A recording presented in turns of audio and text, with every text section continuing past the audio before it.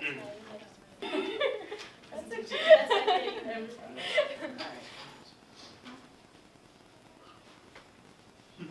hi everyone. My name is Stephanie, and my group members and I, we did our presentation on resumes. So we looked at a bunch of different aspects of resumes that you probably didn't know about and will probably find helpful by the end of the presentation. So just a quick outline of what you can expect from this presentation. We're going to be talking about, I'm going to be talking about introductions to resumes. Then we're going to be talking about the origins of a resume, formatting techniques, how to do a cover letter, which is really important, common resume mistakes, how employers read a resume, and resume services. So the first question is, what is a resume? Well, it's a written compilation of your education, your work experience, your accomplishments, any credentials, as well as any awards or honor societies that you might be involved in. To be more specific, you're going to see things such as your college, your GPA, if it's above a 3.0 or higher, of course, places you've worked, as well as your job duties and responsibilities at all those places. You're also going to see any certificates that you've received during your work or during your education time. So basically, a resume is there to help you stand out from the crowd. Obviously, it's a very competitive workforce right now. So you can also use this for a lot of different things, not just jobs. You can use it for adopting an animal. I know I used mine for when we were looking for an off-campus house. The landlord wanted to see it. So technologies are changing, which means that your resume is going to be changing as well. Job security is a thing of the past now, so it's really important to stay up to date on what employers are looking for now, as well as any technologies that are changing that will affect your resume. So you're always going to want to be updating your resume. Anything can happen. Like I said, job security is a thing of the past. You could lose your job tomorrow, and you might find yourself in a tough situation if you don't have a resume handy. You're going to want to update your resume as soon as possible, as soon as something changes as far as you get a new job or you complete another project. The longer you wait to update your resume, the more likely you are to forget. You're going to want to update it when the details are still fresh in your mind. They say college students should be updating like once a semester. If you aren't updating your resume, you might find yourself in a situation like this guy. You might get passed up for an interview or a job. No matter how qualified you are, no matter how good you look at the interview, your resume is the first thing that they see, and it really says a lot about you.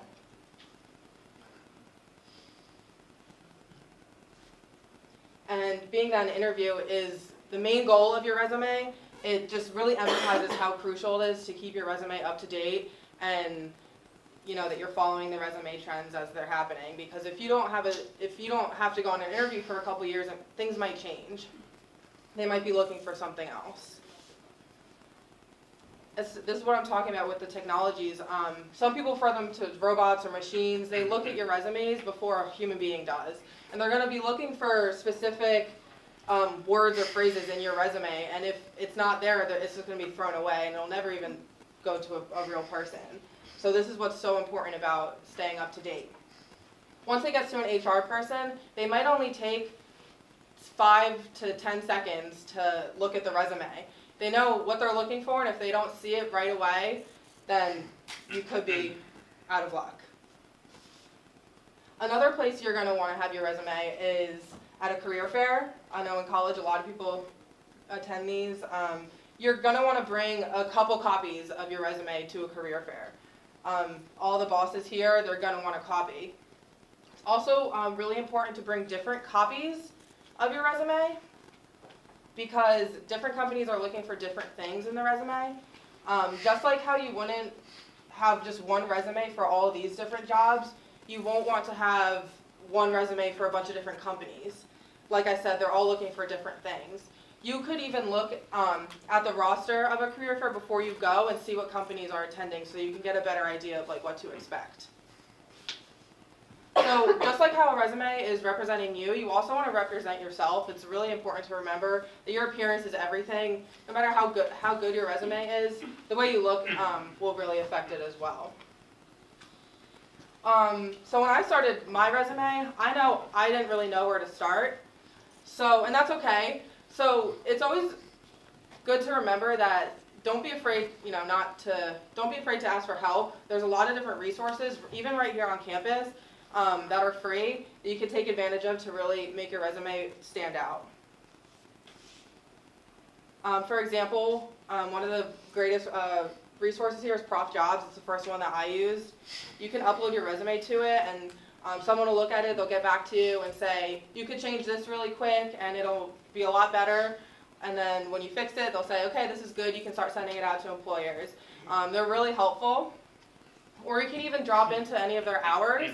Again, right here on campus, and it's free. Even if you just have one quick question about your resume, they're always willing to help, and it's been really helpful for me. I've used it, and they helped me get interviews at a couple different places, like at Powell Electronics and the Franklin Institute in Philly.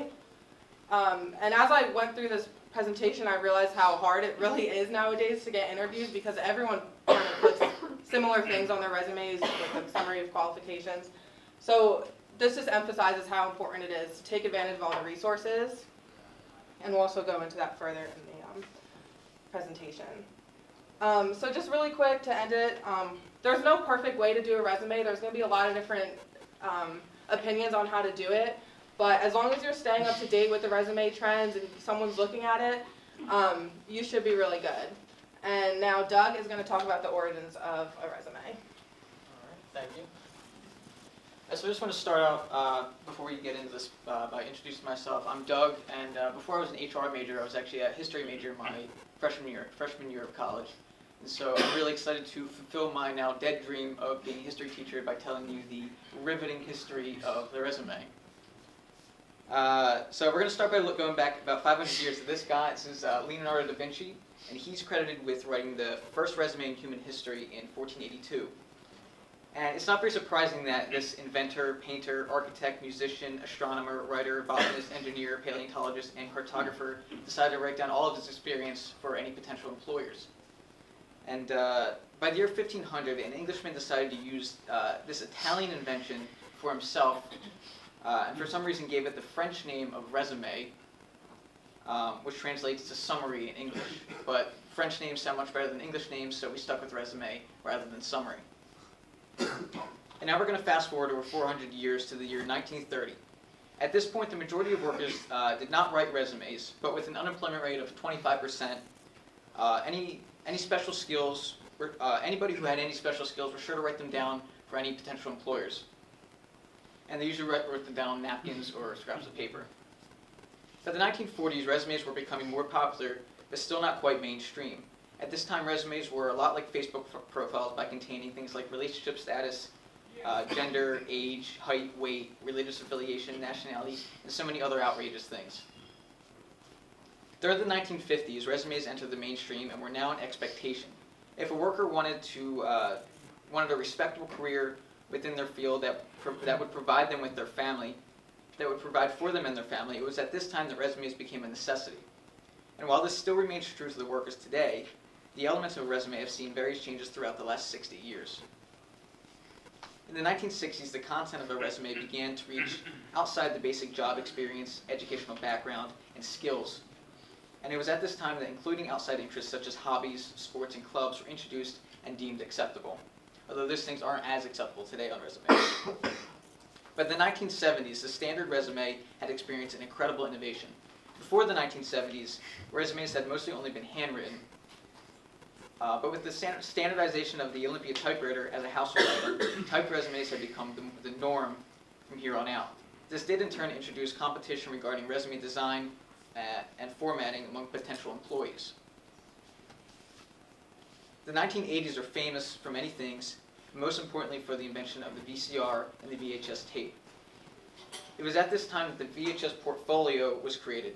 VHS portfolios are essentially video resumes used for athletics, acting, speaking, and other performance-related careers. Another important aspect of the 1980s is the standardization of the fax machine. Before this time, all resumes were either handwritten, hand-delivered, or mailed to employers. But during the 80s, it became acceptable to fax your resume to an employer, revolutionizing the speed at which resumes could be sent to those employers. The 90s were a pivotal decade for humanity with the invention of the modern internet. With this, websites such as Monster.com and CareerBuilder launched. These websites and many others revolutionized job searching and greatly increased the number of employers workers could send their resume to. By the late 90s, email had become a part of everyday life. Email computers not only allowed for the instantaneous sending and receiving of resumes, but also eliminated the need for workers to have a physical paper copy of the resume on file. It was at this time that a resume was commonly just a Word document saved onto a PC and emailed to employers, no different than we do today. In the year 2000, DVDs and DVD players were invented.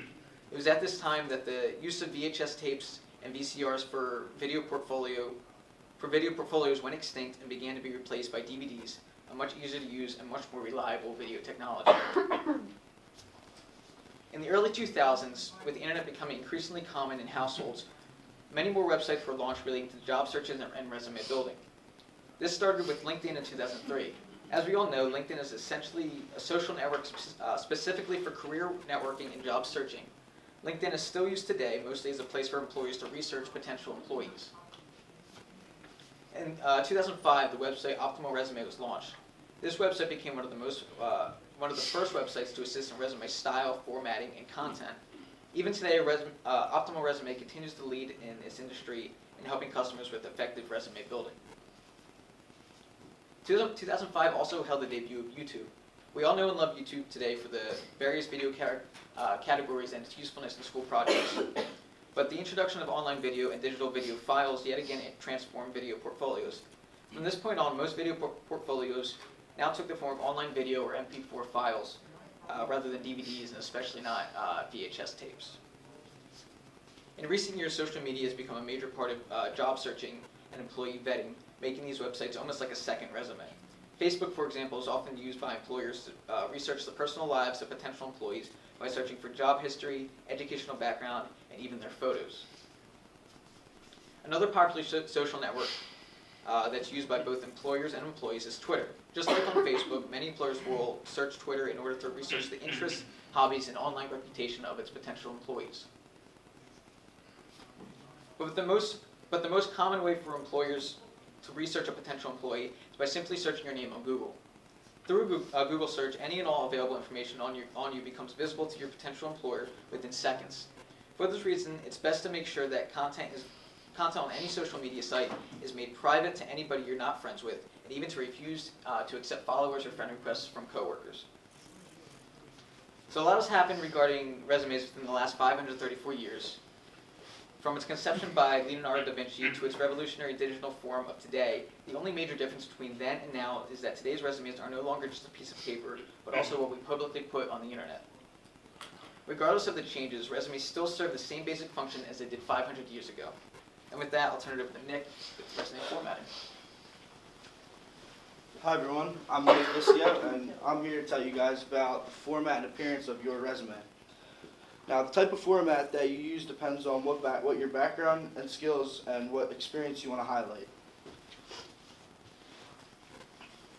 When it comes to format, there are typically 3 different styles of format that are commonly chosen, and they are chronological, functional, or combination. Combination could also be called hybrid. The chronological format emphasizes on work and experiences and organizes around dates.